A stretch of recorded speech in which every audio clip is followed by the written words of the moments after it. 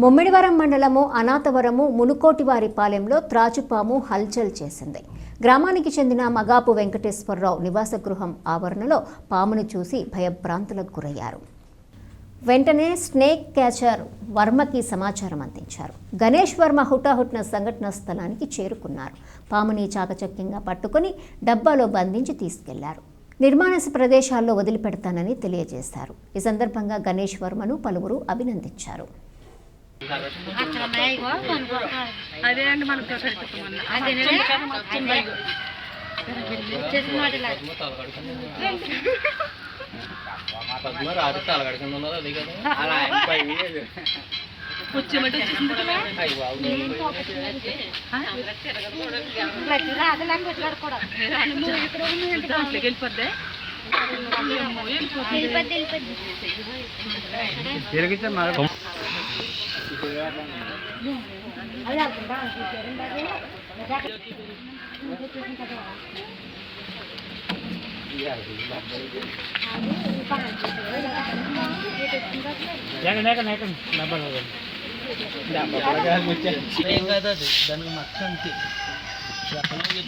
మోతి తమ్ముడు మోతి మోతి